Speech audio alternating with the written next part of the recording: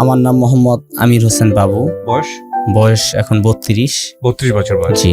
আচ্ছা, আর জন্ম জেলা কোথায়? জন্ম জেলা হচ্ছে কুড়িগ্রাম নাগেশ্বরী। আমি এমন একটা ঘরে জন্মগ্রহণ করছি, এক সময় ছনের ঘর ছিল না? জি। এই ছনের ঘর ছিল আমার বাবার, আমার জন্মের পর যা দেখছি আর কি। শতকরা 80% মানুষের ছনের ঘর ছিল আমাদের দেশে। আচ্ছা।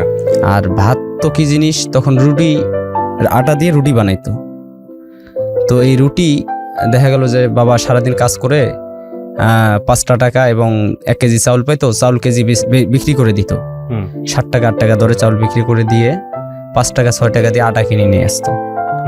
এই আটা কিনে নিয়ে এসে রুটি বানায় ভাই বোন সবাই খাইতাম আর কি, ভাগ করে করে খাইতাম। তাও দিনকাল ভালো যাচ্ছিল। আমার বয়স যখন পড়ালেখার মতো হলো, তো আমি জন্মের পরে একটা ভালো প্যান্ট কিনছি কিনা আমার খুব সম্ভাবনা নাই, যে আমার মনে পড়ে না। কয় ভাই বোন ছিলেন? আমরা 7 ভাই বোন ছিলাম, 4 বোন মারা গেছে। বাবা কি করতো? বাবা কৃষিকাজ করতো, বৃদ্ধ মানুষ। আর আমার বড় একটা বোন আছে, প্লাস আমার বড় আর একটা ভাই আছে, আমি সবার ছোট। ঠিক আছে, বলেন। তারপর তো আমি লেখাপড়া করার জন্য যাবো, তাও আমার কোনো কাপড় চোপড় নেই। পুরন কাপড় মানুষ ফালাই দিত, তার সেলাই করতাম, হাতে সেলাই করে করে এগুলো ইউজ করতাম। আচ্ছা। তো আমার বাবা আমাকে মাদ্রাসায় একদিন নিয়ে যায়। সে মাদ্রাসায় পড়ার জন্য আমাকে ভর্তি করে দেয়, হেফজখানা। আচ্ছা আচ্ছা। তো ওই হুজুরকে বলে যে আমি কিছুই দিতে পারবো না, আমার ছেলেটাকে আপনি মানুষের মতো মানুষ করেন, একজন ভালো আলেম বানান। তো ওই হুজুর আমাকে ভর্তি করে নিল। হওয়ার পরে আমি মাদ্রাসা পড়তাম, তখন আমার বয়স চলে 8 থেকে 9। আচ্ছা।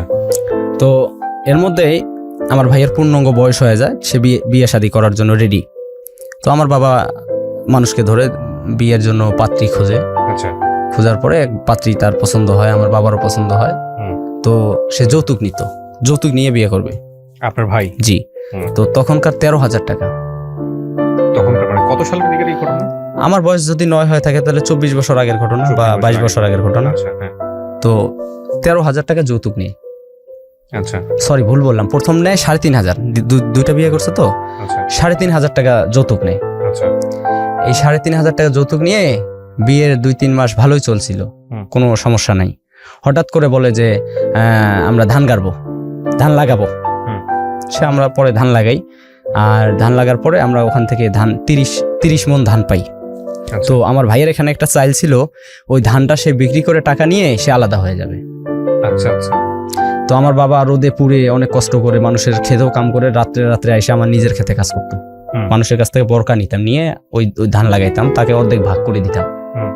তো এরকম শ্রম দেওয়ার পরে ধান বাড়ি আসলো, আমার ভাই 3 দিন পরেই শুরু করে দিল আমি আলাদা হব। তো আমাদের গ্রামে কিছু উন্নত মানের মানুষ থাকে যারা বিচার সালিশি করে, মাতবর বলি না আমরা, এমনি বিচারক বলি তাকে। তো বলি যে আমার বাবা তার কাছে যায় পরামর্শ করার জন্য। তো সে বলে যে যদি না খায় সে একখানে, তাহলে তো জোর করে তাকে একখানে খাওয়ানো যাবে না, তাহলে তাকে আলাদা করে দাও। আলাদা করে দেব, ও যৌতুকের টাকা আমি যে ভাঙছি সে টাকা চাচ্ছে, আমি কোথা থেকে দেব? তো আমার বাবা আবার একটু যক্ষা রোগী ছিল কিনা আমি জানি না, কাশতো, কিন্তু বিড়ি খাইতো তো কাশতো। এমন সময় কাশতে কাশতে ওনার বুকের লাঞ্চের মনে সমস্যা ছিল নাকি, আমরা তাও বুঝতাম না। হয়তো চিকিৎসা করার মতো অর্থ আমাদের ছিল না বা চিকিৎসাও করিনি। তো সবকিছু যখন মাতবর বললো যে তাহলে ওর টাকাও দিতে হবে, ও মাতবরের সাথে আগে প্ল্যান করছে আর কি, একটা বাবার নামে একটা দিয়ে যে আমি একখানে খাবো না, ওনাদেরকে আমি এটা মানে পালতে পারবো না। তো আমরা এইভাবে আব্বা ধান বিক্রি করে দেয়, 30 মণ ধান বিক্রি করে দিয়ে 4,500 টাকা হয়। আমরা কিছু ঋণ নিয়েছিলাম, কিস্তি ছিল, ঋণটা শোধ করে দেয়। বিকজ তারে আমরা 3,000 টাকা দিয়ে দেওয়ার পরে আমাদের ঘরে 1 কেজি একটা দানাও ছিল না। সন্ধ্যায় যে কি খাবো এই দানাটাও আমার বাবা ছিল না। ও আমার বাবা পরে বিছনায় পড়ে যায় কাঁদতে কাঁদতে, যে আমার বড় ছেলে কত আশা করে ধান নিয়ে আসলাম, এক পাতিল চাউল ভাত পাকায় কোনোদিন খাইতে পারলাম না, তার আগেই সব দিয়ে দিলাম। বাবা ভাইকে অনেক অভিশাপ দেয়, একটা না 17 দিন সে বিছনায় থাকে, শুধু অভিশাপ দেয়, কাঁদে আর অভিশাপ দেয়। আপনার বাবা? তখন আপনি একদম ছোট? আমি একদম ছোট। তো কেবল মাদ্রাসায় রানিং যাওয়া আসা শিখছি যে আমার মাদ্রাসায় যাইতে হবে বা ওখানে আমার গেলে আমার আমার সবক দিবে, আবার সবকটা বুঝিয়ে দিতে হবে। তো এভাবে আমি নিয়ে আসি, মানে সবক নিয়ে আসি, আবার ভাত বুত খেয়ে যা সবক দিই, মানে যেভাবে কন্টিনিউ করা দরকার আমি এভাবে করতেছি। তখন আমি এগুলো বুঝতাম না। তো আমার বাবা শুধু কাঁদতো, আমি বলতাম বাবা তুমি কাঁদো কেন, আমার বুকে জড়ায় ধরে কাঁদতো আর চুমা দিত, কিন্তু রহস্যগুলো আমি তখন আমার মাথায় ঢুকতো না। একদিন 2 দিন 3 দিন পার হয়ে যায়, মা এই বাড়ি ওই বাড়ি কাজ করে, মানে ঢেকি মার এই চেনেন ওই যে হাতে যে ধান বানে এগুলা মানুষের বাড়িতে কাজ করতো, মুগুর। জি জি জি জি, ওই কাজ করে 1 পট বা আধা পট করে চাউল আনতো, ওটা পাক করে দেখা গেল যে 2 লোকমাও হইতো না সবার, 2 লোকমাও খাবার পেটে জুটতো না। মা এরকম কষ্ট করতো, করার পর মানুষের কাজকাম বন্ধ হয়ে যায়, তখন খাবার তো হয় না। আমি সকালবেলা ফজরে পানি খেয়ে মাদ্রাসায় যাই, 10টা-11টার দিকে আসি, আর হেফজ পড়ায় কষ্ট বেশি, ভিতর থেকে পড়তে হয় সবকিছু, অনেক কষ্ট হয়। খিদা লাগলে বাসায় আসি, 15-20 মিনিটের রাস্তা হেঁটে যাই এবং হেঁটে আসি। পায়ে জুতা থাকতো না, মাথায় টুপি থাকতো না, ছিঁড়া কাপড় পরে যাওয়া দরকার, মানে যাইতাম আর কি। তো বড় বড় রোদ উঠলে গরম হয়ে যায়, বড় বড় বালুর কোনা এসে পায়ে আঘাত করতো, কোনোদিনও রক্তও বাইরে তো পায়, তাও স্যান্ডেল কেনার সামর্থ্য ছিল না। তো মা মানে বাড়িতে আসতাম, বাড়িতে এসে দেখতাম যে পাতিল, মানে আমি সকালবেলা যেভাবে দেখে গেছি ধুয়ে রাত্রে রাখছে, ঠিক পাতিলের জায়গায় পাতিল পড়ে আছে, মা বাবা বিছনায় পড়ে রয়েছে, মা নাই। কাউকে কিছু বলতাম না। তো আমার ঘরের দুয়ারটা ছিল কি ওই চটি ছিলেন, চটি বাঁশের চটি বানাইয়া যে বানায়, একটা দরজার মতো বানায়, ধারাই সিস্টেম বোঝেন তো নাকি, এই যে সেগুলো দিয়ে আমার ঘরের দুয়ার ছিল। কপাট চৌকাট ছিল না। তো ওই বান খুলে ভিতরে ঢুকতাম, যা দেখতাম বাবা পড়ে কাঁদতেছে, কিন্তু মা নাই ঘরে, আর ওই পাতিলের জায়গায় রয়েছে। আবার 1 গ্লাস পানি খেয়ে রওনা করতাম মাদ্রাসায়, না খেয়ে। মাদ্রাসা পড়া টরা শেষ করে আপনার নামাজ টামাজ পড়ে ওখান থেকে আবার, আমার কণ্ঠটা অনেক সুন্দর ছিল আজানের, তো হুজুর আবার আমাকে আজান দিতে বলতো প্রত্যেকটা দিন, আমি ওখানে আজান দিতাম। তো আজান, আসরের আজান দিচ্ছি, কিন্তু আমার পেটে খিদা, আমার মানে কণ্ঠ উঠতেছে না, পেটে এমন খিদা লাগছে কণ্ঠ উঠে না। পরে হুজুর এসে বলতেছে কি ব্যাপার, তুমি আজকে আজান দিতেছো না? আমি আজান দিচ্ছি, খিদায় আমার হাত পা কাঁপতেছে।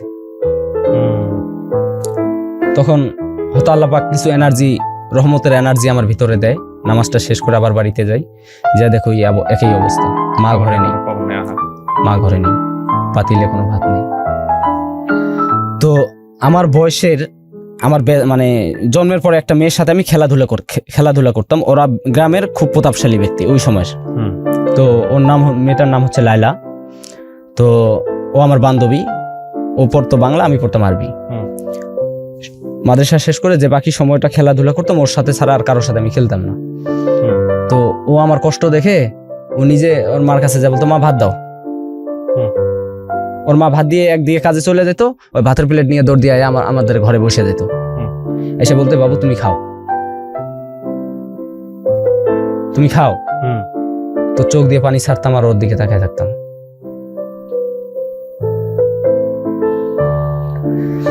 পরে মা তো আসতো না, সন্ধ্যার পর ঘুমায় যেতাম। মা রাত্রে কোন সময় আসতেন নিজেও জানি না, আইসা ভাত মানে ওই আটা নিয়ে আসতো, হালুয়াত বালুয়াত করে নিয়ে আসতো, আর নিয়ে রুটি বানায়া আমার ঘুমের থেকে ডাক দিয়ে 1-2 খাওয়াই আবার ঘুম পাড়িয়ে দিত। কিন্তু নিজে খাইতো কিনা আমি কখনো চিন্তা করিনি যে আমার মা না খেয়ে রয়েছে বা আমার বাবা না খেয়ে রয়েছে। এরকম করে কষ্ট করে 3 মাস কষ্ট করি। ভাই তো আলাদা হয়ে গেছে, তখনকার 3000 টাকা নিয়ে এসে আলাদা হয়ে গেছে, বিকজ তার সুন্দর চলতেছে, নিজে কাজ কাম করে সুন্দর চলে। কিন্তু আমার বৃদ্ধ বাবা কোমর ভাঙা, সে তো কাজ করতে পারে না। আমার এরকম কষ্ট দেখে আমি একদিন মাদ্রাসা থেকে ফেরার পরে আমাদের বাজারের নাম হচ্ছে নুন খাওয়া বাজার। নুন খাওয়া? জি, আমাদের যে বাজারটা, সে বাজারটার নাম হচ্ছে নুন খাওয়া বাজার, আমাদের ইন্ডিয়ার প্রায় পাশাপাশি আর কি। তো সেই নুন খাওয়া বাজারের চায়ের দোকান ছিল কয়েকটা, বেড়ার, ফোনের বেড়ার চায়ের দোকান, অর্ধেক করে হাফ করে খোলা থাকতো আর কি। তা ভিতর থেকে দেখতাম যে 2-1 লোক, বেশি না, বেশি লোক থাকলে ঢুকতাম না পানি খাওয়ার জন্য। তো পানি খাইতে গেলাম, তো আমার এক মামা মানে দুঃসম্পর্কের মামা, সে ওই ঢাকায় কাজ করে আর দেশে যায়। সে ওই চায়ের দোকানে বসে আছে, তা পানি খাইতেছি, সে ফলো করছে আমারে, বলে তুমি অমুক আপার ছেলে না? আমি বলি, জি আমি আমিনা, আপনার আমিনা আপার ছেলে। তোমার নাম কি? মোহাম্মদ আমির হোসেন বাবু। কয় তুমি মাদ্রাসা পড়ো? আমি বলি, জি। কিন্তু কথা যে বলতেছি উনি বুঝতে পারছে যে আমার খিদে লাগছে। তা কয় তুমি ভাত খাইছো? আমি কোনো কথাবার্তা বলি না। এখন উনি ডাক দিয়ে, এই দেশে পরোটাকে আমাদের দেশে পুরি বলে। আচ্ছা। তো ওই পুরি, কয় পুরি দেন। সে পুরি দিল, কয়েকটা পুরি খাইলাম। খাওয়ার পর উনি বলতেছে যে তুমি কি আমার সাথে কাজে যাবা ঢাকায়? তোমার মতো ছেলে ঢাকায় কাজের জন্য নিয়ে যাইতে বলছে আমার মালিকরা। তখন আমি জিজ্ঞেস করলাম, মামা ঢাকা কেমন জিনিস? ঢাকা কি জিনিস? কয় ওখানে মানুষের ভাতের অভাব নাই। আমি ছোট মানুষ তো, মানে খাওয়ার কথা শুনলে খুব খুশি হয়ে যেতাম। না খাওয়া মানুষ যখন আপনি খানা দিবেন, সে কিন্তু বেকুল হয়ে যাবে।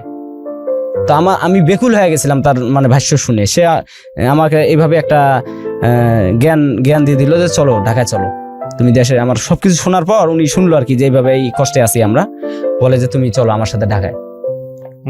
তখন বই খাতা এনে বাড়িতে রেখে, ওদিন আর মা কোথায় তা খুঁজি নেই, বাবা তো পড়েই আছে। পরে চলে যেতাম আমার নানির বাড়ি। আমি যে ঢাকায় আসবো এরকম আমার পাঞ্জাবি একটা ছিঁড়া, তাছাড়া আর আমার কিছুই নেই। তো নানির বাড়ি যাইতাম। নানি আমার ওই যে চিতই পিঠা চেনেন তো মনে হয় না? জি। চিতই পিঠা করে 2টা খাওয়ায় দেয়। কয় আমি নানির সাথে শেয়ার করি যে নানি আমি একখানে যাবো, কয়েকদিন আসবো না। আমাদের দেশি ভাষায় বলি আর কি। তো বলার পরে আমি নানিকে বলে ওই মামাটার বাড়ি চলে যেতাম। ওই পাঞ্জাবিটা গায়ে দিয়ে, প্যান্টের তলা ফাড়া, পেশাব করতে বসলে চেন লাগতো না। এভাবে আমি ওই লোকটার সাথে আমি ঢাকা চলে আসি আমার মামার সাথে। সংসদ ভবন মণিকুড়িপাড়ার 5 নাম্বার বাড়িতে 5 তলার এক মালিক ইঞ্জিনিয়ার, সরি ভুল বললাম, উনি সরকারি কন্ডাক্টর। সেই কন্ডাক্টরের বাসায় এনে আমাকে ডাকে। তখন বয়স কত আপনার? আমার বয়স তখন 10 চলে। 10 বছর। পড়াশোনা তো বন্ধ? পড়াশোনা ওই যে বাড়ি থেকে 2 পারা হেফজ করে আসলাম, কোরআনের হাফেজ। জি, 2 পারা নিয়ে আসলাম। আসার পরে ওখানে কাজের জন্য আমারে দিয়ে কাজ করতেছি। তো হাওবাও বুঝতাম না, ভাষা বুঝতাম না। তো তাদের ছেলে, আমি তো গ্রামের ছেলে, সবার সাথে মিশতাম। আর তাদের ছেলের সাথে যে মেশা যাবে না, ওই বিছনায় বসা যাবে না, আগে কিন্তু এরকম ঢাকায় ছিল যে কাজের ছেলে মানে ছেলে মেয়েদের মারধর করতো, বাথরুম ধোয়াইতো, কাপড় ধোয়াইতো। আমি সব করছি আমি জীবনে। তো ওই লোকটা আমাকে ওখানে এনে দিয়ে উনি পলায় চলে যায়, মালিকের কিছু টাকা পয়সা মেরে চলে যায়। আর আমি এমন একটা ছেলে, ওই 5 তলায় যে আইসায় ঢুকলাম, আইসায় যে ঢুকছি, আমি আর কোনোদিনও নিচেও নামি নেই। প্লাস ওরা যখন দেশের বাড়িতে, আমাদের মালিকরা নোয়াখালী বাড়ি, ওরা যখন দেশের বাড়ি যায় তখন বাইরে দিয়ে তালা মেরে যেত, আমি একা ভিতরে থাকতাম। তো এরকম কষ্ট করার পর ওই লোকটা চলে যায়, পলায় যায়। তো আমি এখন বাড়ি যাবো কার সাথে? দিনের রাতে শুধু আমি কাঁদি।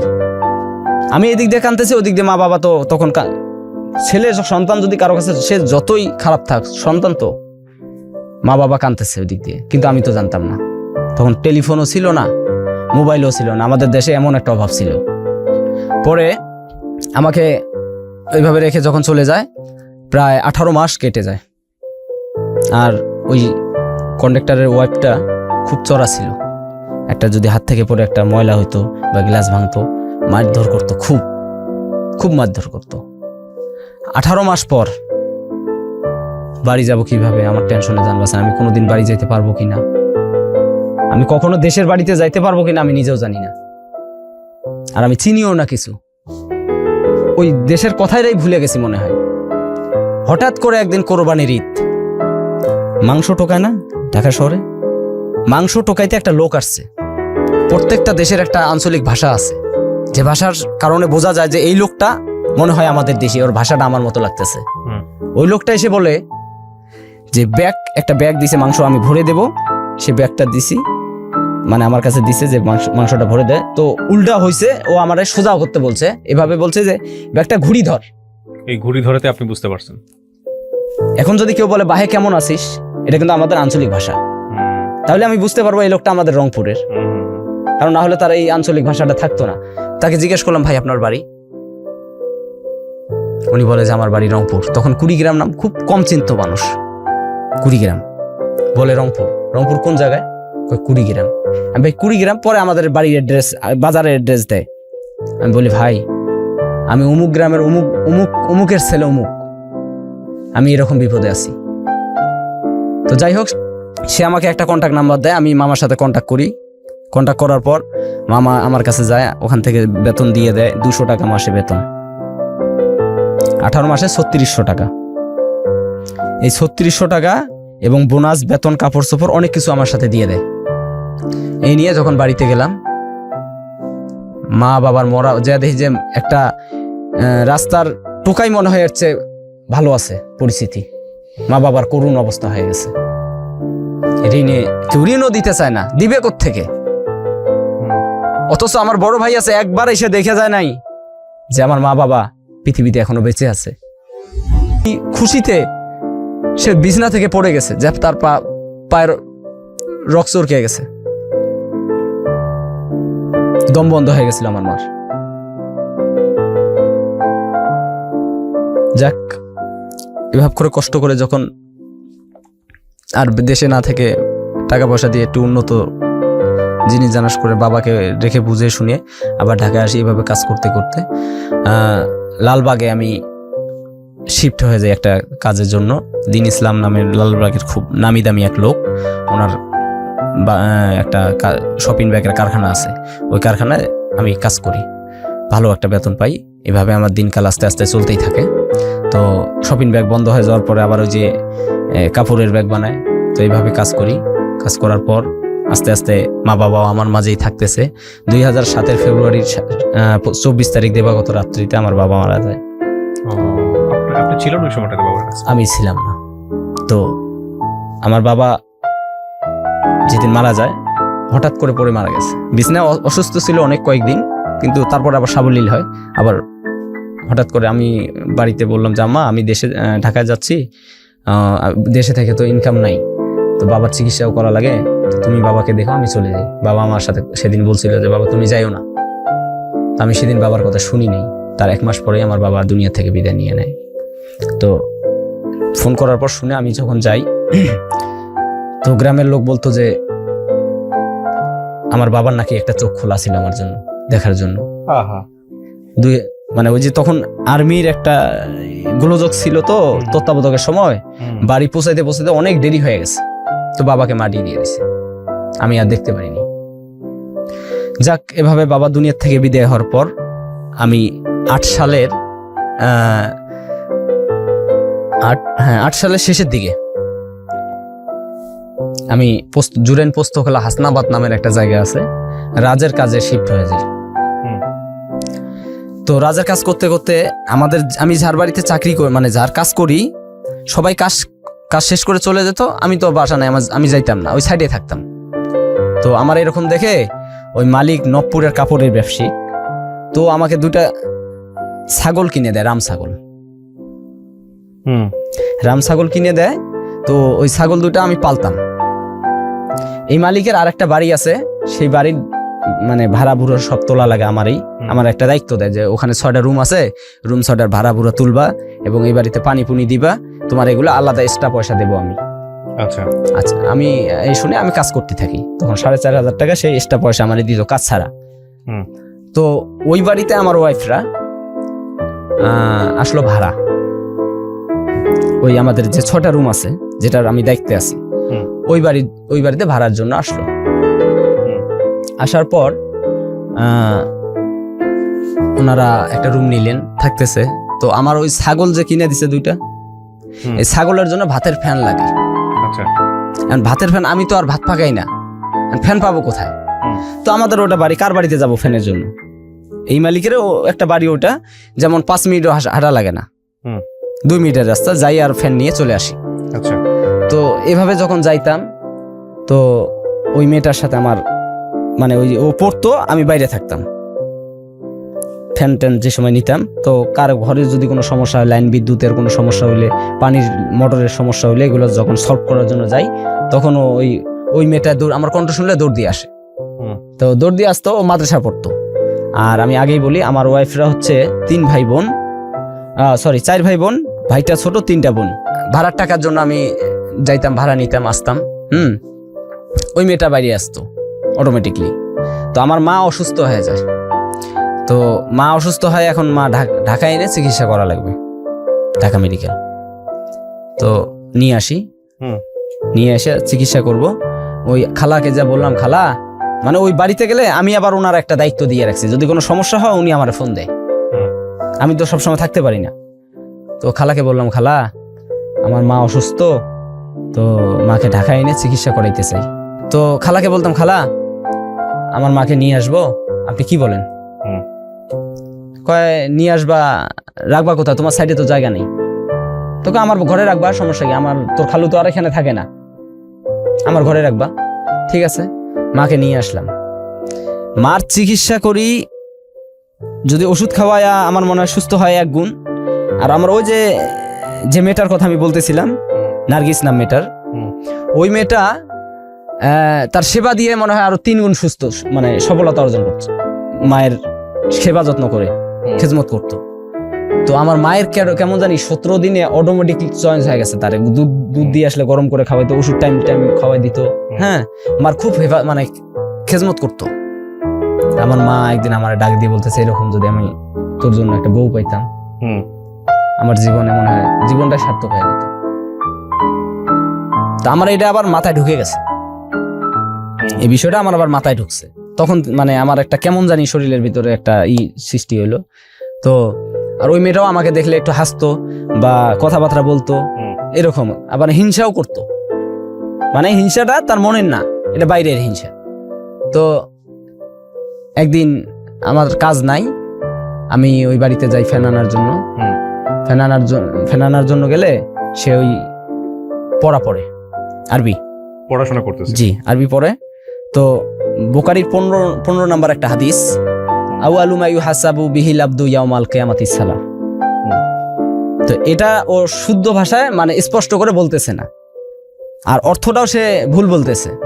তখন আমি বললাম যে এটার অর্থ হলো এই, কিয়ামতের দিন সর্বপ্রথম বান্দার নামাজের হিসাব হবে। তুমি হাদিসটা ঠিক করে এবং সুন্দর করে পড়ো। আপনি কিভাবে জানলেন এই হাদিসের অর্থ, আপনি বোঝেন? আমি কিছুটা আমি পারি। কি পারেন? এ শুরু হলো হাদিস নিয়ে খেলাখেলি। সে একটা হাদিস দিত, আমি অর্থ দিতাম, আমি একটা হাদিস দিতাম, সে আমাকে অর্থ দিত। তো ও হলো রানিং, আর আমি তো মানে প্রার্থনা অবস্থায়। রানিং এর সাথে কি আমি পারি? তো এক সময় যে সময় আমি যেটা না পারতাম চুপ করে থাকতাম। আচ্ছা। তো যাই হোক, সেদিনের পর থেকে ওই আমার সিমের পিছনে একটা গজল লাগানো, কেউ ফোন দিলে একটা গজল শুনতো। তো ফোন দিয়ে মানে নাম্বার তো জানে, ওর মার মোবাইলে আছে, ঠাস করে মানে ফোন দিয়ে মিস কল দিত, ঠাস করে একটা করে মিস কল দিত, ব্যাক করতাম, আপনি ধরেন আমি গজল শুনি। ঠিক আছে, দিনে 100 বার জ্বালাইতো এরকম। আস্তে আস্তে আস্তে আস্তে আস্তে আস্তে একটা রিলেশনের পর্যায়ে চলে যায়। তো তখন আমি তাকে একদিন ফট করে মানে ফোনের ভিতরে একটা প্রস্তাব দিই যে আমার আম্মা তোমারে খুব পছন্দ করছে, তো আমারও তোমার ভালো লাগে, মানে আমার কাছেও তুমি খুব পারফেক্ট একটা মেয়ে, তোমার আমার খুব ভালো লাগছে, তুমি কি কও? তো ও রাজি হয়ে যায়। রাজি হয়ে যাওয়ার পরে দুজনে খুব সুন্দর গোপনে গোপনে কথাবার্তা বলি, বা যদি একদিকে যাইতে মন চায় ও সকাল ভোরে চলে আসে, পোস্তকলা ব্রিজের উপরে দুইজনে হাঁটি, আবার ওর মা বাবা ওঠার আগেই চলে যায়। এভাবে হাঁটতে হাঁটতে একটা পর্যায়ে বাড়ি জানাজানি হয়। ওর বাবা সিএনজি চালাইতো, তো হয়তো তার বন্ধু বান্ধবরা বলতো যে আপনার মেয়ে কেমন জানি একটা ছেলের সাথে হাঁটাহাঁটি করে। তো ওর উপরে কিছু টর্চারিং শুরু হয়। টর্চারিং হওয়ার পরে তো ও আমার বলতেছে যে ভাই আমার উপরে এই সমস্যা, আপনি আমার আম্মুর সাথে কথা বলে বিয়ের প্রস্তাব দেন। তো আমি তখন ওর মাকে আমি সরাসরি ডাইরেক্টলি আমার মাকে দিয়ে ফোনে প্রস্তাব দেওয়াইলাম। প্রস্তাব। তখন আপনার বয়স কত? আমার বয়স চলে 10-এ বিয়ে করছি তো, মানে বিয়ের বয়স ছিল তখন? হ্যাঁ হ্যাঁ 20-এর মতো বয়স ছিল। বিয়ের বয়স ছিল? জি জি জি 20-এর মতো বয়স ছিল। তারপর তো তখন প্রস্তাবটা দেওয়ার পর আমার শাশুড়ি পছন্দ করে, প্রস্তাবটা রাজি হয়। কিন্তু কি করতেন আপনি, পেশায় কি করতেন? আমি রাজমিস্ত্রি। রাজমিস্ত্রি ছিল? জি। আচ্ছা, তারপর? তো আমার শাশুড়ি ওই প্রস্তাবে মানে রাজি হয় বলতে যে আমরা সবাই মিলে তোমাদের দেশে যাব, দেশে দেখে এসে তারপরে আমরা মন্তব্য জানাবো। তো আমার শ্বশুরের সাথে যখন আমার শাশুড়ি এই বিষয়টা শেয়ার করে, আমার শ্বশুর আমাকে ওই বাড়ি যাওয়া বন্ধ করে দেয়। মানে হবু শ্বশুর? জি, মানে আমার মানে খালার হাজবেন্ড খালু, উনি আমাকে ওই বাড়ির যাওয়া সামরিকভাবে বন্ধ করে দেয়। তো যখন বন্ধ করে দেয়, কেন বন্ধ করলেন, কি কারণে? ওই যে আপনার কাছে আমার মেয়ে দিব না, তারা ঘর দেখতেছে এই বাড়িতে থাকবে না, অলরেডি সিদ্ধান্ত নিছে এই বাড়িতে থাকবে না, তারা চলে যাবে। কারণ এই বাড়িতে থাকতে হলে আমার কাছে আসতেই হবে বা আমি ওই বাড়ি যাইতে হবে, ওনারা এই বাসায় থাকবে না। আমার শ্বশুর পার্সোনালি আমার এসে পছন্দ করে না, কারণ আমার জন্মগত চোখটা আমার ছোট, বাম চোখটা। এটা কি আপনি দেখেন? তো হ্যাঁ, আমি দেখি, কিন্তু পুরোপুরি ক্লিয়ার না। আচ্ছা আচ্ছা, আমি কম দেখি এটা দিয়ে। তো এই জন্য আমার মানে শ্বশুর আমাকে পছন্দ, মানে খালু পছন্দ করতো না। তখন ওর মানে ওরা রুম ছাড়ছে হলো 1 তারিখে চলে যাবে, সেই মাসের 25 তারিখ হঠাৎ করে রাতে সে আমার ফোন দেয়। ফোন দিয়ে বলতেছে আব্বু আর এবং আম্মু 1 তারিখ কিন্তু বাড়িওয়ালারে না করে দিছে, আপনি জানেন না, আপনি কিন্তু জানেন না, ওরা কিন্তু চলে যাবে, আমার আব্বু আম্মু আমার দেশে পাঠায় দিব, আর ওরা অন্যখানে রুম নিচ্ছে। তো এই মানে যখন এইসব কথা বললো, তখন আমি চিন্তা করলাম কি করা যায়। এমন একটা পর্যায়ে চলে গেছি, মানে ঘন্টায় যদি তার সাথে আমি যোগাযোগ না করি আমার খুব খারাপ লাগে। তো যখন মাইনে নেয়নি, তখন মানে ওর সাথে কন্ট্যাক্ট করে ওরে বললাম তুমি বাইরে চলে আসো, কিচ্ছু নেওয়ার দরকার নেই, জাস্ট যদি টাকা থাকে 2-3 হাজার টাকা নাও, আমি তো বেতন আদি পাই নাই, আমার কাছে কোনো টাকা নেই, আমার মোবাইলটাও বিক্রি করে দেবো, দিয়ে যে টাকাটা হবে আমাদের সুন্দর একদিকে যাইতে পারবো। ও বাইরে আসে, আমি তখন তো যে আমার বিল্ডিং খালি, বাইরে দিয়ে তালা মেরে চাবিটা ভিতরের দিকে রাখছি, রাইখা আমি এবং আমার মানে প্রেমিকা দুজন মিলে লালবাগ চলে আসি। লালবাগ আসার পরে হাদি সেলিমের মাঠের সামনে বসছি, আর একজনের ঠাস করে এসে বলে এই তোমার পুলিশ খুঁজতে, মানে অত সকাল সকাল তো হুট করে এসে বলছে হুট করে যে পুলিশ খুঁজতেছে, তুমি এখানে বসছো কেন, তোমাকে তো পুলিশ খুঁজতেছে, মানে ফিটিং খাবে আর কি। ওকে, আমি ও আমার খালাতো বোন, আসলে ও ছিল হচ্ছে আপনার হবু ওয়াইফ। হবু ওয়াইফ বলছি, আমার খালাতো ভাই, খালাতো বোন। তা খালাতো বোন এত সকালবেলা নিয়ে এসে করে, ও আমার উপরে আরো চড়ে বসছে, হয়তো ফরমা টরমা হইতে পারে। তো সে আমার কাছ থেকে ফিটিং খায় 400 টাকা, 400 টাকা ফিটিং খায়। তো দিয়ে আমার মানে টাকাটা নিয়ে বলে তাড়াতাড়ি সরো, 2 মিনিটের মধ্যে সরো, নাহলে পুলিশ ধরবে। তখন তো ভয়ে একটা আলাদা, যখন পলাই তখন তো ভয় থাকে একটা আলাদা, একটা পিঁপড়ারও তখন ভয় লাগে। তো এরকম করে আমি এখান থেকে কিছু টাকা নিই, আমার ভাইয়ের কাছ থেকে 5000 টাকা নিই, আমার ফুফাতো ভাই একটা থাকে লালবাগ, ওর কাছ থেকে আমি 5000 টাকা ফোন করে নিয়ে আমরা যাওয়ার জায়গা না পেয়ে আমার মাথায় মানে আসলো যে আমরা আবাসিক হোটেলে যা 2-1 রাত থাকবো। আচ্ছা।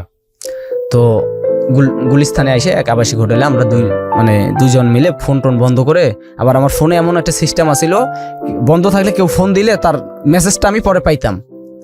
তো আমি ঘন্টার পর মানে কিছুক্ষণ করে বন্ধ রাখার পর আমি দেখতাম যে কে আমার ফোন দিছে। তো আমার শাশুড়ি এবং মানে আমার খালা, ওর মা আর ওর বাবা অনেকবার ট্রাই করছে ওই নাম্বারে। পরে আমরা 2 দিন ওখানে নীরব থাকি, ঘর থেকেই বাইরে না, নীরব থাকি। 2 দিনে 2000 টাকা দিয়ে আমরা ওখানে নীরব থাকার পর আমার মানে ওই খালার সাথে আমার খুব ফ্রি ছিল আগের থেকেই। তো হঠাৎ করে একটা ফোন দেই যে কি অবস্থা জানার জন্য।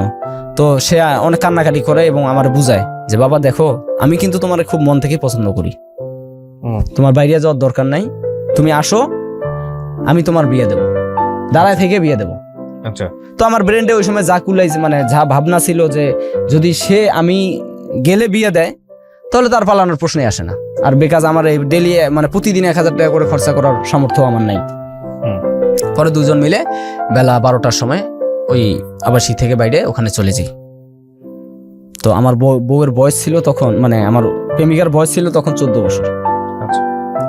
তো নিয়ে যাওয়ার পরে ও আমার ওই খালু আবার ওই আমার মানে ইয়ার বাবা, ও আবার সিএনজি চালায়, পোস্তখোলা ব্রিজের নেতার কাছে আমার নিয়ে জব্দ করে, উপরে বাসায় না নিয়ে ওখানে আমরা যাই, ঘেরাও করে ফেলে।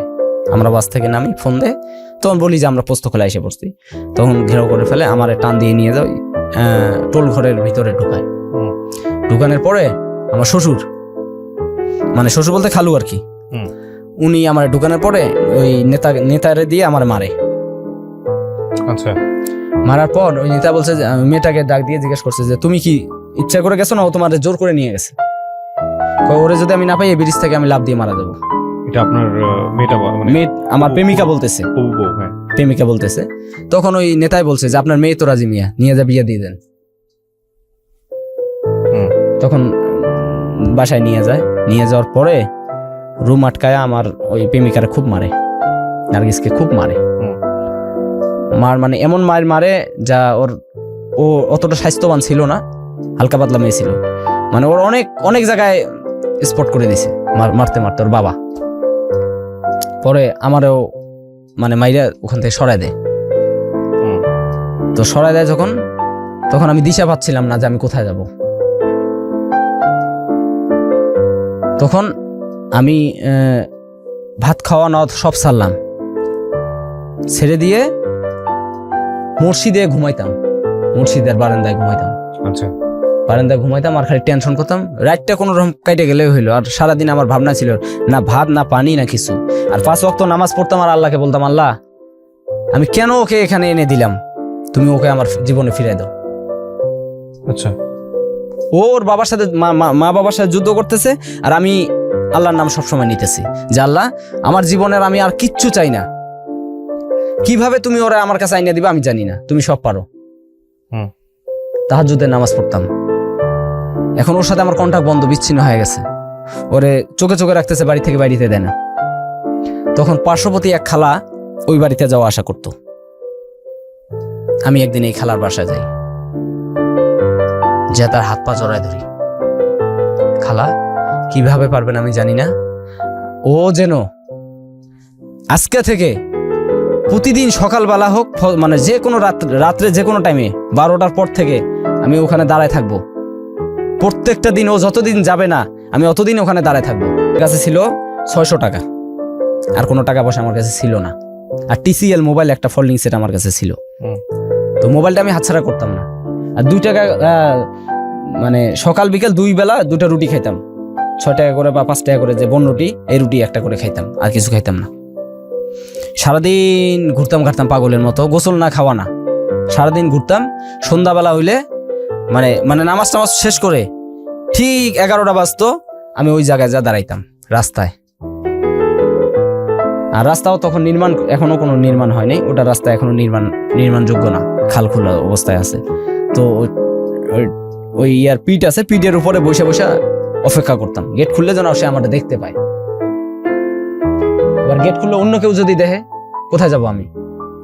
এভাবে প্রথম রাত যা বসলাম, সারা রাত জায়গা থাকলাম, আসলো না।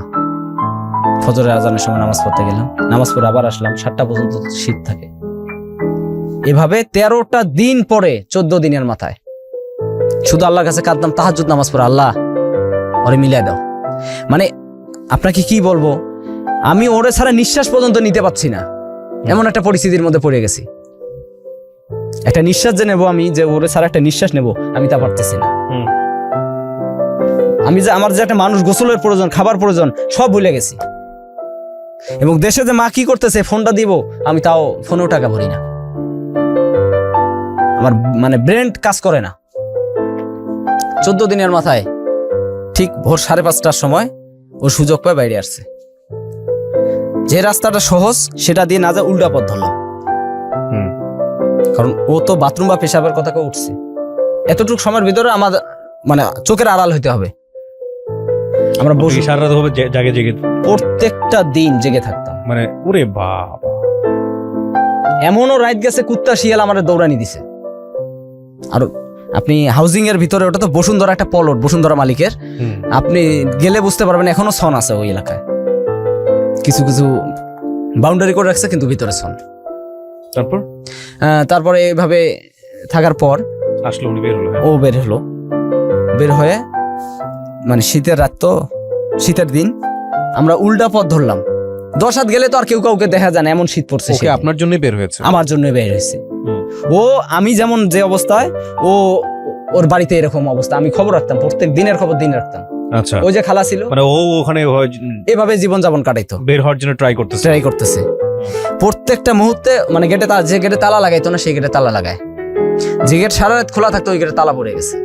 আর গেট হলো 3টা, রুমের থেকে বাইরেতে মেইন গেট 3টা, বারান্দায় একটা গেট পড়ে, তার সামনে আরেকটা গেট, মেইন গেট একটা, এই 3টা গেটে তালা পড়ে। ওর মা ওর জন্য এখন কাজেও যায় না। আমার শাশুড়ি হচ্ছে বিয়ের কমিটি সেন্টারের খানসামার কাজ করে, ও সে কাজেও যায় না, কাজও তার বন্ধ করে দিছে। যখন আসলো, আল্লাহ আমার হয়তো কথা শুনছে, আল্লাহ পাক শোনার পর 14 দিন পর বাইরে আসলো। আমরা এইভাবে উল্টা পথ ধরে এক সিএনজি ধরে আমরা আবার ওই লালবাগের পথে যাই। মানে যেদিকে আমি মনে করি লালবাগে আমাদের এত মানুষ আছে যে পুরো লালবাগে শুধু রংপুরিয়া বা কুড়িগ্রামের লোকের অভাব নাই। মানে ওই আমার ঢাকার ভিতরে মনে হয় যে ওই এলাকায় গেলে আমি দেশের বাড়িতে আসলাম। তো আমার সাহস যে আমি ওখানে গেলে আমি একটা সেফ থাকতে পারবো। তো আমি ওখান দিয়ে নিয়ে সকালবেলা যাওয়ার পরে ওই সিএনজি ওয়ালার কাছে ফোনটা আমি বিক্রি করে দিই, দিয়ে সব মিলাই জিলা আমার দেশের বাড়ির জন্য টিকিট কাটি, দেশে যাব। নিয়ে যা মামার বাড়িতে রাখলাম, আমার মামির কাছে। আমার মামি আমার সাথে খুব ফ্রি, সে মামির কাছে রাখলাম। রাখার পর আমার মারে বললাম যে মা ওই মেয়েটা নিয়ে আসছি। তো আমার মা স্বাভাবিকভাবে রাগ হয়েছে যে এইভাবে কেন আনলি, বা রাগ হওয়ারই কথা। তো আর আমার মাথার উপরে শাসন করার মতো অন্য কেউ ছিল না। আমার বড় ভাই আলাদা খায়, শুধু জাস্ট মাই আর মামা ছিল একজন। তো মামানি সেভ করে রাখে, মারে খবর দেয়, মা আসে। পরে আমরা সবাই মিলে ওখানে একটা অনুষ্ঠান করে বাড়িতে আমাদের বিয়ে হয়ে যায়। বিয়ের পরে ভালোই চলছিলাম, একটা বাচ্চা জন্ম নেয়। অনুষ্ঠান করে বিয়ে হয় মানে কি ওর ফ্যামিলির কেউ ছিল না? না, ওর ফ্যামিলির কেউ ছিল না, শুধু আপনার ফ্যামিলি? আমার ফ্যামিলির লোকজন ছিল। তো তখন আমরা বাড়িতে বিয়ে শাদী শেষ করে আমি ঢাকায় শুধু ওর মা কন্ট্যাক্ট করে। ওর মার সাথে কিছুদিন পর পর কন্ট্যাক্ট হয়, আমার ওয়াইফের সাথে, নার্গিসের সাথে কন্ট্যাক্ট হওয়ার পর যেমন আমরা খুব দ্রুত সন্তানাদি নিয়ে নেই। ও ঢাকায় আসতে চাইলে সন্তানাদি নিয়ে নেই, একবারে সন্তান সহ ঢাকায় আসে। পরে আমার শ্বশুরও মাইনে নেয়, সন্তান দেখে মানে নাতিন পায়, খুশি হয়, মাইনে নেওয়ার পর এভাবে চলতেছে, যাচ্ছি। মানে আমার তখন এই শালিকা চাকরি করে গার্মেন্টসে, পড়ালেখা ছেড়ে দিয়ে। বউরা কয় বোন ছিল? 3 বোন। আচ্ছা, ইনি ছোট? আমার সবার ছোট? আমার বউ হচ্ছে সবার বড়। না, আপনার শালিকা কি সবার ছোট? না, আমার বউয়ের ছোট, মেজো। জি। তারপর ও গার্মেন্টসে চাকরি করতো। তো আমি আমার ওয়াইফকে বাসায় রাখতাম, প্লাস আমি জুরাইন পোস্ত হলে চাকরি করতাম, ওই রাজের কাজ করতাম। আর ও গার্মেন্টস করতো। তো ও গার্মেন্টসে যায়, এক সুপারভাইজারের সাথে ওর সম্পর্ক হয়ে যায়। আমার শালিকার সম্পর্ক হয়ে যাওয়ার পর আমরা সবাই জানি যে ছেলেটাও ভদ্র এবং ভালো। কয়েকদিন আমার ঘরে এসে খায়াটা গেছে, ভালো ছেলে। আমরাও চাচ্ছিলাম যে ওরে দিয়ে বিয়ে দেবো, কিন্তু আমার শ্বশুর জানতো না, আমার শাশুড়ি সবাই জানতো যে ছেলেটা ভালো। তো হঠাৎ করে একদিন আমার শাশুড়ির ভিসা হয়, আমার শাশুড়ি বিদেশ যাবে, 12-14 দিন বাকি হাতে। তো এর মধ্যে আমার ওয়াইফ কিন্তু দেশে আসে, আমরা রুম ছেড়ে দেই, আমার ওয়াইফও দেশে চলে আসার পর আমার ওয়াইফ আসার পর আমি ওই আমার শাশুড়ির ঘরেই থাকি। শালি আমার শালাটা, আবার আরো ছোট শালিটা, আমি আমার শাশুড়ি এক ঘরেই থাকতাম। তো আমি বারান্দায় ঘুমাইতাম, তারা ঘরে ঘুমাইতো। বা দেখা গেল যে বারান্দা অনেক সময় বারান্দার লোকজন থাকলে আমি ভিতরে ঘুমাইতাম, তারা উপরে ঘুমাইতো, আমি নিচে ঘুমাইতাম। ওরা খাটে ঘুমাইতো, আমি ফ্লোরে ঘুমাইতাম। তো এভাবে চলতেছি। হঠাৎ করে একদিন আমার শালিকাকে দেখার জন্য ওই মানে রাস্তা দিয়ে যাচ্ছিল এলাকার একটা ছেলে, বাড়িওয়ালার ছেলে, ও চয়েস করে। এটা কি আপনার চোখে পড়েছে নাকি আপনি শুনেছেন? কোনটা? এই যে হঠাৎ করে একদিন যে ঘটনাটা এখন বলতেছেন আপনি, বাড়িওয়ালার ছেলে সাউন্ড করে বা কিছু একটা, যেটা এটা আমি দেখছি বলতে আমি তো উপস্থিত সেখানে, আপনার চোখের সামনে। পরে আমার শালিকাকে ওরকম টিস করে। তো আমি তখন আপনার স্ত্রী হচ্ছে গ্রামের বাড়িতে, আমার দেশের বাড়িতে। জি, আমার। আর আপনি, আপনার শালি আর কে থাকেন সবাই একসাথে? আমার শাশুড়ি, সবাই মিলে একসঙ্গে থাকেন? জি, আমার ছোট শালি, দুজন ছোট শালি আর শালাটা হচ্ছে ছোট, একসাথে এক ঘরে থাকতাম। আচ্ছা। তো আমার শ্বশুর থাকতো ছোট শাশুড়ির ঘরে। আর সবচেয়ে মজার বিষয় হচ্ছে যে আমি আমার শাশুড়িকে খালা বলে ডাকতাম। আজ অব্দি আমি তাকে শাশুড়ি বলে বা মা বলে ডাকিনি। তারপর আমি যখন দেখলাম যে এরকম, আমি সেদিন কাজে যাইনি, আমার চোখে ধরা পড়লো যে এরকম একটা দৃশ্য হচ্ছে। পরে আমি আমার শাশুড়ির সাথে কথাটা শেয়ার করি। শেয়ার করার পর আমার শাশুড়ি ওরে মানে সবাই মিলে চাপ দিয়ে ধরি, তো বলে যে আমি ওকে ভালোবাসি। মানে শালিকা বলে ভালোবাসি, যে আমি ওকে ভালোবাসি, একই গার্মেন্টসে কাজ করি। তো তখন আমরা আবার ছেলেটাকে ডাক দিয়ে নিয়ে আসি, গোপন ভাবে ডাক দিয়ে নিয়ে এসে, ছেলেটার নাম হচ্ছে সুজন, তো যশোর হচ্ছে তার বাড়ি। তো তার সাথে কথাবার্তা বলি, ছেলেটা ভদ্রই, তার মানে বুঝলাম আর কি যতটুকু কথাবার্তা বলা দরকার সে অবস্থায় আছে।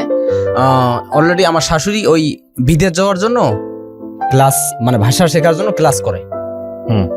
ক্লাস করে এর মধ্যে ডেট হয়ে গেছে যে কি মাসে আমার মনে আসতেছে না, ওই মাসের 14 তারিখ উনি চলে যাবে।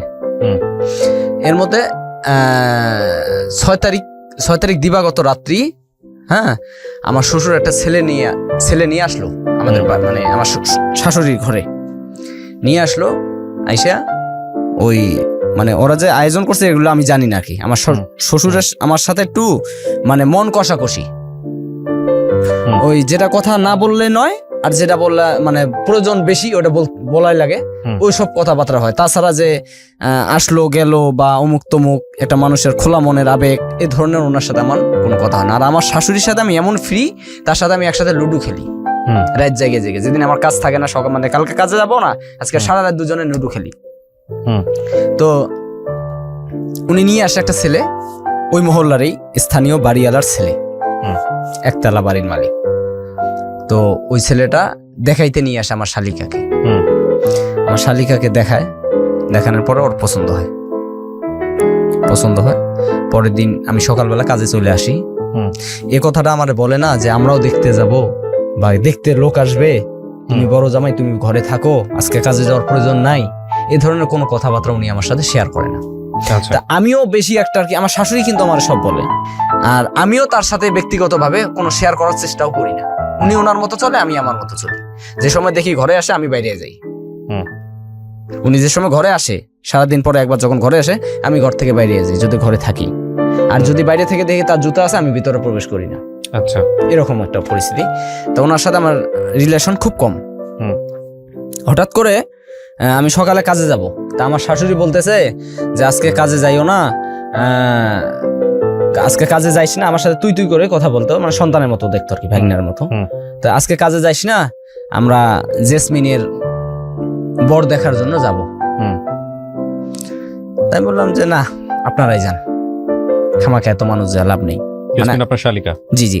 আমার শ্বশুর তো আমাকে বলেনি, আমার শাশুড়ি আর কি ওই কথাটা দায়িত্বশীল মনে করে আমাকে বলছিল আর কি। তারপরে যেমন করে হোক ওই দিনেই ওরা দেখে আসার পরে বিজানি কাপড় যা আছে সবকিছু নিয়ে আসে। ওই রাতে আমার সন্ধ্যার সময় বলতেছে জেসমিনকে গার্মেন্টস থেকে নিয়ে আসো। আমি কোনো কিছু জিজ্ঞেস না করে গার্মেন্টস থেকে যাও ওই আমার শালিকাকে নিয়ে আসি। নিয়ে আসার পরে গায়ে হলুদ টলুদ দেওয়া হইতেছে। হ্যাঁ, ও তো মানবে না, ও বিয়ে করবে না, ওখান থেকে চলে যাবে। হ্যাঁ, মানে ওই ছেলে ছাড়া অন্য ছেলের সাথে তার বিয়ে, ও সম্পর্ক যে সুজনের সাথে, তার সাথে বিয়ে হচ্ছে, তার সাথে বিয়ে হচ্ছে না। যে ছেলেটা দেখে গেল আমার শ্বশুর নিয়ে আসছে, তার সাথে বিয়ে ঠিক করছে। কিন্তু এটা আমার শালি মানতেছে না। আমার শালি মানে আগে যদি বলতাম সে তো উদাও হয়ে যেত, আগে বলিনি, বাসায় নিয়ে বলছি। আচ্ছা, পরে আমার শালি মানতেছে না, চলে যাবে। আমি এবং আমার মানে শাশুড়ি দুজন মিলে যে অনুরোধ করলাম যে আমার ওয়াইফ এভাবে আমি নিয়ে গেছি, এখনো দেখ তোর বাপ আমার সাথে কথাবার্তা ঠিক মতো বলে না, আর তুইও যদি এরকম করিস সম্পূর্ণ দোষঘাটটা কিন্তু বড়টার কাঁধে চলে আসবে। প্লিজ বোন, তুই বাপের কথা রাজি হয়ে যা। ও মানবে না। যাই হোক, ওরে পাহারা দিয়ে রাখতেছি। আমার শ্বশুরকে এগুলো আমরা বুঝাইতে দিচ্ছি না, উনি বুঝতেছেন না, আমরা এগুলো আড়ালেই এগুলো মানে সারতেছি। বিয়ের অনুষ্ঠান করলাম তৎক্ষণিকের ভিতরে। বিয়ের একটা আয়োজন করার পরে এক মসজিদ, আমরা বাড়ির সাথে মসজিদের বারান্দা, সুন্দর একটা বারান্দা, ওখানে বিয়ে হবে। কাজী গুজি সব বসলো, আমি আসলাম, আমারও ডাক দিল, আইসে বিয়ে শাদী দিয়ে দিলাম বিয়ে। মেয়েও কবুল, জি, মেয়েও কবুল বলে নিল। তো মেয়ের ওই যে ছেলেটার সাথে সম্পর্ক করতো, এই ছেলেটা কিন্তু ঢাকায় উপস্থিত নেই, ওই ছেলেটা দেশের বাড়িতে গেছে। তো ওই ছেলেটার সাথে ও ফোনে কন্ট্যাক্ট করছে। ওই ছেলে বলছে যে আমি আসতে কয়েকদিন দেরি হবে। তো বিয়ে হয়ে যাওয়ার পর যখন আমার শালিকা শ্বশুর বাড়ির দিকে রওনা করছে, বাড়ি পর্যন্ত মনে পৌঁছায়নি। আচ্ছা, যেভাবে হোক ওই ওখান থেকে সরে গেছে। হয়তো বা বাড়িতেও মানে বাড়িতেও যাওয়া যদি পাড়া দিয়ে একটা সল দিয়ে যাইতে পারে, মানে বাড়ি পর্যন্ত পৌঁছাইছে কিনা আমার মানে ধারণা নেই আর কি, কারণ আমি বিয়ের সাথে যাইনি, আমার ধারণাও নেই। আচ্ছা, তো হঠাৎ করে ফোন আসলো, জেসমিন নাই। আমার শাশুড়ির কাছে ফোনটা আসলো যে জেসমিন নাই, জেসমিন নেই, জেসমিন কোথায়? চারিদিকে খোঁজাখুঁজি, মানিক যতের প্রশ্ন, সবাই মিলে খুঁজতেছি। জেসমিন ও যে গার্মেন্টস করে, সে গার্মেন্টস এর বান্ধবীর বাসায় যায়, ওর চলে গেছে ওই হলুদ দেওয়া অবস্থায়, মানে শাড়ি শুড়ি পরা অবস্থায় চলে গেছে।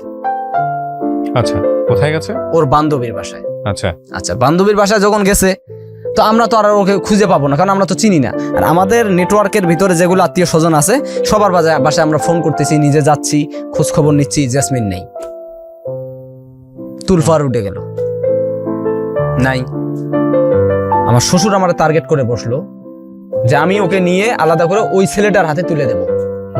এটা আমার শ্বশুরের।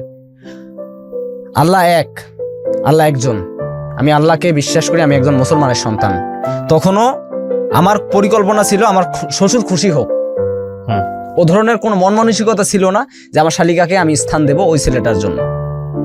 পরের দিন আমারে নিয়ে আমি খোঁজাখোঁজের পরের দিন আমি কাজে যাই, মেয়ে তো নাই উধাও, আমি কাজে যাই, কাজ শেষ করে বাসায় আসতে থাকি, মানে সন্ধ্যার দিকে। আমার শ্বশুর আমার রাস্তায় পথে আটকায়, আমার হাতে টিফিন বাড়ি মোবাইল সব থাবা দিয়ে কাড়িয়ে নেয়, নিয়ে আমার ধাক্কা দিয়ে সিএনজির ভিতরে ঢুকা দেয়, মানে গাড়ির ভিতর, ওই গ্যারেজের ভিতরে ঢুকায় আমার উপরে একটা মানসিক অত্যাচার শুরু করে দেয় যে বল জেসমিন কোথায়। সে আমাকে গ্যারেজের একটা লাঠি দিয়ে শাসাইতেছে, ওই গ্যারেজের মালিককে দিয়ে, প্লাস আনাচ্ছে আমার পেটের চামড়া টান দিয়ে আমাকে মানে জব্দ করতেছে, হাতে চারি উঠাবে। আমি কি চোর? আমি অবাক, আমার শ্বশুর কি আমার সাথে এরকম ব্যবহার করতেছে? তার মেয়ে এখনো আমার ঘরে এবং আমার দেশের বাড়িতে। পরে রাস্তার সাথে তো আমরা যে বাসায় ভাড়া থাকি, ওই একজন ভাড়াটে দেখছে যে আমাকে এইভাবে মানে ধস্তাধস্তি আমার সাথে চলতেছে, দৌড় দিয়ে আমার শাশুড়ির কাছে খবর দিছে। আমার শাশুড়ি দৌড় দিয়ে এসে পড়ছে যে কি ব্যাপার, এখানে কি হচ্ছে, ওর বাবুকে কেন আটকাইছেন, ওর অপরাধ কি? মেয়ে ভালো না, মেয়ে চলে গেছে। ওনার মায়ে বলতেছে এই কথা, মেয়ে তো ভালো না, মেয়ে চলে গেছে, মেয়ে তো আরেকজনের সাথে সম্পর্ক করে তার সাথে চলে গেছে, ও কি জানে? শাসন করতে হলে মেয়েকে করবো। যাক, আমাকে ওখান থেকে নিয়ে আসে, আমার মন খুব খারাপ। আমি ফোন করে আমার দেশে আমার ওয়াইফকে সবকিছু ঘটনা খুলে বলি। এখন কয় আমি দেশে থেকে কি করব, জাস্ট আমি আমার মার সাথে ফোনে কথা বলতে পারি। যাক, যখন এগুলা মানে আমার মাথা শুধু একটাই টেনশন, কি রে আমি এগুলো বিষয় জানলাম না, শুনলাম না, অথচ আমার ঘরে দোষ এসে পড়লো। পরে আমার শাশুড়ি বলতেছে যে এক কাম কর, আমি যে কদিন এখানে আসি, দেশে আসি যে কদিন, একদিন তুই থাক, আর আমি দেশে মানে বাইরের যখন যাব তখন তুই এখান থেকে সরো, অন্য কোথাও মেসে থেকে কাজ করিস। আমি বলছি ঠিক আছে। মানে আমি আমার শাশুড়কে খাওয়ার বিল দিতাম না কখনো, আমি সেভ পাই এই জায়গাটায়। ওই টাকাটা নিয়ে আমি যে টাকাটা আমার খাওয়ানোর বিল দেবো, দেখা গেলো 10 দিন পরে আমি একটা মাছ নিয়ে আসতাম, রাস্তায় ফল পাইলাম 2 কেজি নিয়ে নিলাম, কিন্তু নির্ধারিত যে একটা খাওয়ার বেতন মানুষকে দিতে হয়, এটা আমার শাশুড়িকে আমি দিতাম না। তো না দেওয়ার কারণে আমি এই টাকাটা জমা বাড়ির পাড়ায় একটা কিছু করতাম। তো চতুর্থ দিন, মেয়ে হারায় যাওয়ার চতুর্থ দিন আমার কাছে একটা হঠাৎ করে, আমি কাজ করতেছি, হঠাৎ করে একটা ফোন আসে, ভাইয়া আপনি কোথায়? যে আমি কাজ করতেছি। কিরে তুই কোথায়? কয় আমি আছি যেখানে আছি। তুই যেখানে আছিস মানে তুই জানিস এদিকে কি হয়ে গেছে? ভাইয়া কি হয়েছে? এই ঘটনা। কয় ভাই আমি এত কিছু জানতে চাই না, আমার বিষ দিলে আমি বিষ খাবো, তবু ওই ছেলে ছাড়া আমি বিয়ে কাউকে করতে পারবো না। তো বিয়ে করতে পারবো না, তাই বিয়ে তো হয়ে গেছে, তো করলি কেমনে? আমি সংসার করবো না। এটা কি ছেলের হাতের মাওয়া? আচ্ছা করবো না। তা এখন তুই কোথায়? আমার উদ্দেশ্য হলো একটা যুবতী মেয়ে, তার গায়ে হলুদ লাগানো, সে উধাও, তাহলে তাকে আগে তো তার কোথায় আছে তাকে খুঁজতে হবে। ওটা ফোন দিয়ে বুঝাইলাম যে তুমি কোথায় আছো, আসো বলো আমাকে, আমি তোমাকে যথেষ্ট মানে সহযোগিতা করব, তুমি আগে আমার সাথে দেখা করো। কসম দিল যে আপনি আমার বাবাকে কাউকে বলবেন না। ঠিক আছে বলবো না, তুই দেখা কর আমার সাথে, এ কথা আমি তাকে প্রতিশ্রুতি দিলাম। তো সে আমাকে ঠিকানা দেয়, সেই ঠিকানা আমি চলে যাই, যা দেখি যে পিছনে মানে রাত বেজে গেছে তখন 10টা, অনেক ছেলে তার পিছনে আড্ডা মানে ঘোরাঘুরি করতেছে। যাই হোক, আমার একটা বন্ধু মানে কলিগ আছে, সে পুলিশে চাকরি করে, তার সহযোগিতা নিয়ে আমি ওখান থেকে ওকে নিয়ে সোজা লালবাগে সিএনজি নিয়ে টান দিয়ে সিএনজি নিয়ে লালবাগে যাই আমার খালার বাসায়, নিয়ে যাও ওরে ওখানে রাখি। রাখার পরে আমি আবার পোস্তকলা চলে আসি, ওই রাতেই ব্যাক করে চলে আসি, যে আজকে আর শোনানোর সময় নেই, কালকে শুনুন কি ঘটনা। ওরা আপাতত সেভ করে আসলাম।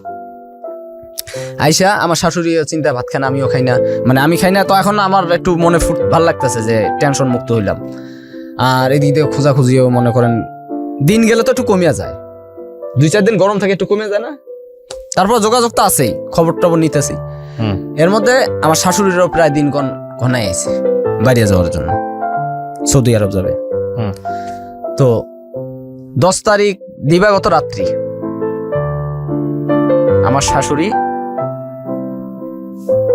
একটা কাজের জন্য বাজারে গেছে, বাজার সদাই আর যাই হোক একটা কাজের জন্য বাজারে গেছে। এর মধ্যে আমার শ্বশুর কিন্তু ঘরে আইছে, আমি ঘরে বসা। আইসা বলতেছে যে আমার মেয়ে কোথায় আছে, আমার মেয়ে কোথায় আছে, আমার মেয়েকে বাইর করবা, না হলে তোমাকে আমি আবার অপমান করব। আমি কোনো কথা সেদিন আর কোনো জব দেইনি, কোনো কথাও সেদিন আমি বলিনি। পরের দিন সকালবেলা আমি মেয়ের কাছে গেলাম, বলো তুমি কি চাও। মেয়েরা কোথায় ছিল তখন? লালবাগ। আমি ওই যে বলে আসলাম খালার বাসায় রেখে আসছেন। তো মেয়ে বললো যে আমি ওই ছেলেকে যাই। তো পরে আমি ওই ছেলের সাথে কন্ট্যাক্ট করি, ফোনে কন্ট্যাক্ট করি যে তুমি কোথায়। কয় ভাই আমি দেশের বাড়িতে। এর সাথে কথা বলবো, ওর সাথে কথা হইলো। 15 দিন সময় নিল ওই ছেলেটা 15টা দিন সময় চাইল। তো যাই হোক 15টা দিন আমি তার শর্টকাটে নিয়ে আসি লালবাগে, ওরা 15টা দিন আমি নিজের আওতায় রাখি। এর মধ্যে আমার শাশুড়ি যেদিন যায় সেদিন সন্ধ্যাবেলা আমার ডাক দিয়া মাথায় হাত দিয়ে বলে, তোর আমি ছেলের মতো জানি, ছেলের মতো ভাবি, বল আমার মেয়ে কোথায় আছে। আমার শাশুড়ি আমার এই প্রশ্নটা করে। তখন আমি বললাম যে খালা, আমার জেসমিন আমার খালার বাসায় আছে, এই অবস্থা, সুজনের কাছে, সুজন ছাড়া কিছু চায় না। আমার শাশুড়ির সাথে আমি সবকিছু শেয়ার করি। তো বললো যে ওর দায় দায়িত্ব যা আছে সম্পূর্ণ তোর হাতে দিয়ে গেলাম, ওরা কোথায় দিবি, কোথায় কি করবি আমি এগুলো জানি না, আমি চলে গেলাম। আমার শাশুড়ি চলে গেলেন। পরের দিন সকালবেলা আমার সাথে শুরু হয়ে গেল টর্চার। আমি আর ওখানে থাকতে পারলাম না, চলে আসলাম রাজাবাড়ি, কাজের সাইডে থাকি। এর এখানে 15 দিন 1 মাস পার হয়ে যায়, ছেলে আসে না। হঠাৎ একদিন মানে ফোন বন্ধ করে হবে, ফোনে কন্ট্যাক্ট হচ্ছে না। ও দেশে যায় করছে বিয়া, ওই ছেলেটা, আমরা কেউ জানতাম না।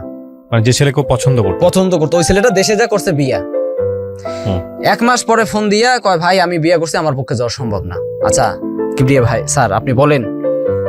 আমি এই 1 মাস পরে, এর মধ্যে একটা কথা ভুলে গেছি, আমার ওয়াইফকেও আমি বলছি যে ও আমার খালার বাসায় আছে। কয় দেখেন যদি আপনি পারেন তো ওর সাথে দিয়ে দেন, কারণ আমাদের আগে থেকে পছন্দ ওই সুজন, সবারই। আমার ওয়াইফেরও পছন্দ ছিল সুজনকে। তো বললে যদি আপনি পারেন দিয়ে দেন। আমার ওয়াইফের সম্মতি এখানে ছিল। তো থাকার পরে ও যখন এই কথা বললো, তখন আমি আবার আমার ওয়াইফের সাথে শেয়ার করলাম বিষয়টা। আচ্ছা স্যার আপনি বলেন, 1 মাস পরে কোনো ওয়াইফকে কি কোনো বর মাইনা নিবে? শ্বশুর বাড়ির লোকজন কি মাইনা নিবে? আমি যদি এখন ওরে নিয়ে ওর শ্বশুর বাড়িতে ফিরাই দেই, মাইনা নিবে? মাইনা নেওয়ার মতো না। আর ওই 1 মাস পরে ওরে কি ওর বাপের কাছে দিলে তো ডাইরেক্ট মানে মেরেই ফেলবে। আর আপন মা নাই যে তার কাছে এনে চাপাই দেবো, একবেলা মারলে আরেকবেলা আদর করবে, এরকমও নাই। ওর সৎমা ছিল, সৎমা ঘরে। এখন আমার ওয়াইফকে ফোন দিতেছি যে ওকে আমি এখন কি করব। আমার ওয়াইফ বলছে আমি আর কিছু জানি না ওর বিষয়। আমার শ্বশুর আবার এর মধ্যে কিছুদিন কথা বলছে। তো আমার শ্বশুরকে মানে বউ তো জানে যে আমার কাছে, মানে এ যা বলছে, মানে আমার শ্বশুর যা বলছে আমার বউ খালি শুনে গেছে। তো 1 মাস পর আমি যার বাসা রাখছি তার ওখানে কিন্তু আমার টাকা দেওয়া লাগে। তো আমার বেতন হচ্ছে স্বল্পতা, বাড়িতেও দেই এখানেও দেই, আমার মানে আয় রোজগার কমে গেছে। এখন আমি টেনশনে পড়ে গেছি, ওরা কোথায় দেবো। তো আপনি আপনার শালীকে নিয়ে সরাসরি আপনার নিজের ওয়াইফের যেখানে ছিল ওখানে রাখলেন না কেন? 1 মিনিট আমি রাখলাম না এই কারণে, আমার ওয়াইফকে আমি প্রশ্ন করলাম যে আমি এখন একে কি করব। তখন ডাইরেক্টলি বলছে ওর বিষয় আজকের পর থেকে আমারে কোনো কথা আপনি বলবেন না। আমার ওয়াইফ আমাকে এই প্রশ্ন করছে না, কিন্তু আপনি এটা বললেও কিন্তু আপনার উচিত ছিল ভবিষ্যতের কথা চিন্তা করে মেয়েটার ভবিষ্যতের কথা চিন্তা করে নিজের বোনের কাছে তাকে রাখা, যেভাবেই হোক বুঝিয়ে শুনিয়ে। আচ্ছা, আমার আপনি সেটা না করে অন্য কারো বাসায় রেখেছেন, এবং সেটা আসলে আপনার জায়গা থেকে ভবিষ্যতে একটা রিস্ক হতে পারে, এটা আপনি চিন্তা করেন নাই ওই সময়টাতে নাকি? বস, আমি এই জায়গাটার মধ্যে আমার ব্রেন্ডে যে কাজটা করছে আমি সেটাই বলতেছি। তখন আমার মানে ব্রেন্ডে যে কাজটা করছে, তখন আমি চিন্তা করলাম যে ওকে, ও হাতের কাজ জানে, ও গার্মেন্টসের অপারেটর, ওকে বসায় রেখে আমার লাভ নেই। আর আমি আমার শাশুড়ির সাথে কন্ট্যাক্ট করতে পারতেছি না, ওর আকামা হয় নাই, সিম পাবে না, 3 মাস পর আকামা হবে, তারপর সিম পাবে। তো আমার চিটাগাং রোডে আমার একটা ফ্রেন্ড মানে বন্ধু থাকে, ওকে বললাম যে তুই তো দোস্ত গার্মেন্টস করিস, ওকে একটু রাখ, ওর ওখানে রাইখে আসি। ওর বউ থুইয়া সকাল মানে সন্ধ্যা মানে রাত হলে আমার শাড়ির দিকে ডিস্টার্ব করে। সকালবেলায় আমার কাছে ফোন দিছে, আমি এখানে থাকবো না, আমাকে নিয়ে যাও। কি কি কি সমস্যা, কয় এই সমস্যা, নিয়ে আসে। আবার ওই নিয়ে এসে লালবাগ। পরে দুজনে যুক্তি করলাম যে এখন কি করা যায়। হয়তো আমার ব্রেন ত্রুটি ছিল ওই সময়। আমরা দুজনে বুঝে মাউতাল 0 পয়েন্টে যা একটা রুম নেই, স্বামী আর স্ত্রী পরিচয় দিয়ে একটা রুম নেই, নিয়ে ওকে গার্মেন্টসে লাগাই আর আমি রাজের কাজ করি। স্বামী স্ত্রী পরিচয় দিয়ে আপনি ওকে নিয়ে আলাদা করে রুম নিলাম, নাহলে তোর রুম কেউ দিচ্ছে না। রুম নেওয়ার পর দুজন ওর কাজ করতেছে, আমি আমার কাজ করতেছি। এদিক দিয়ে আমার শ্বশুর কিন্তু আমার বাড়ির সাথে কন্ট্যাক্ট করতেছে সমানেই। আমিও কথা বলতেছি, আমারতেও শোনে, তো আমি বুঝ দিয়ে রাখি। ও যে আমার সাথে আছে, আমি এটা আমার ওয়াইফ থেকে গোপন রাখছি। কিছুদিন যাওয়ার পর স্বামী আর স্ত্রীর একটা ভাবমর্যাদা আছে, সকালবেলার কিছু কাজকর্ম আছে, আমাদের থেকে কেউ দেখে না। 16টা রুম একটা বাড়িতে, আমরা চলি একদম ভিন্ন টাইপের। মানুষের একটা সন্দেহ জাগিয়ে গেছে যে ব্যাপারটা কি, এরা স্বামী স্ত্রী সকালবেলা গোসল করে না, স্বামী স্ত্রীর মানে কোনো ভাব ভিতরে দেখি না, একদিন কাইজাও লাগে না, একদিন ঝগড়াও লাগে না, কোনো কথাও বাজে না। একটা সন্দেহমূলক আমার ওয়াইফ কথার সাথে সাথে একটা বাসার এক মহিলার কাছে লিক করে দিছে যে ও আমার দুলা ভাই, আমি ওর বউ না। ওই মহিলা আবার এই কথাটা আস্তে আস্তে শেয়ার করে পুরা বাড়ি মানে অবস্থা খারাপ। ওই অবস্থা সব ফালায় তুই ওখান থেকে মানে সেই দিন ফিটিং হয়ে আসি, চলে আসলাম, সাভারে চলে গেলাম। সাভারে যে আবার ওই একইভাবে রুম নিলাম। এর মধ্যেই আমার ওয়াইফ আমার সাথে ফোনে কিছু কথাবার্তা বলার পর আমি তার সাথে কিছু রাব ব্যবহার করি। এই রাব ব্যবহারগুলো সেও আমার সাথে করছে, প্লাস আমিও তার সাথে করছি। কিন্তু আমারটা হয়তো বেশি হয়েছে, তারটা কম হয়েছে। আমি রাগে কয়েক মাস টাকা দেওয়া বন্ধ করে দিছি বাড়িতে। বন্ধ করে দেওয়ার পর যেমন ও ব্যাক করে চলে আসবে ঢাকায়, ওর বাবা ফোন দিছে যে তোমার ওখানে থাকার দরকার নেই, ও জেসমিনকে বিয়ে করছে, তুমি চলে আসো। এর মধ্যে আমার শাশুড়ি কিন্তু আকামা হয়, আমি আমার শাশুড়ির সাথে কন্ট্যাক্ট করি। আমার শাশুড়ি বলছে যে যেমন যেখানে আসো ওখানে ওই অবস্থায় থাকো, আমি না যাওয়া পর্যন্ত কোনো সিদ্ধান্ত নাই। চলতেছি।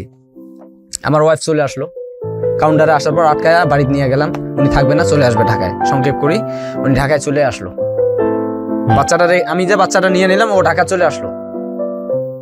আমার যে বাচ্চাটা, তখন বয়স তার 5 বছর, মেয়েটা চলে আসার পর আমি তার সাথে কন্ট্যাক্ট করার চেষ্টা করি অনেকবার, কিন্তু কোনো কাজ হয় না। সে আমাকে গালাগালি করে, তার সৎমার সামনে বা বাবা যা শিখিয়ে দেয় সে ওই ব্যবহার। মালিন্য হচ্ছে, তাকে নিয়ে যোগাযোগ নাই, এরকম একটা অবস্থায় আছেন, আর আপনি তাকে বলছেন ছেলে দেখে সে বিয়ে করবে। সেই ছেলে যদি জানে এসব, সেই ছেলে কি বিয়ে করবে তাকে? জি, আমি বলতেছি ঘটনা না, আপনি বলেন আমাকে অ্যান্সারটা, পরে ওই সব জায়গায় যান। এটা কেউ বিয়ে করবে না। তো তাহলে আপনি তাহলে কি মানে কোথায় যাচ্ছেন, কি বোঝাচ্ছেন আপনি? আমি আমার গার্মেন্টস থেকে আমি অনেক দূরে রুম নিছি। আপনি আমার গল্পের এই জায়গাটায় পয়েন্ট আউট করেন। প্রথম কথা হচ্ছে আপনি নিরপরাধ, আপনি সেটা বলতে আসছেন এখানে, আমি বুঝতে পারছি, কিন্তু এটা তো মানুষ তো ধোয়া তুলসীর পাতা না। আপনি নিরপরাধ হন যাই হন, আপনার নিজের একটা সংসার আছে না? জি, আপনার ওয়াইফের কাছে একটা দায়বদ্ধতার ব্যাপার আছে তো? জি, আপনার বাচ্চাও আছে। সেখানে আপনি ওয়াইফ বাচ্চার কথা চিন্তা করলেন না, আপনি আপনার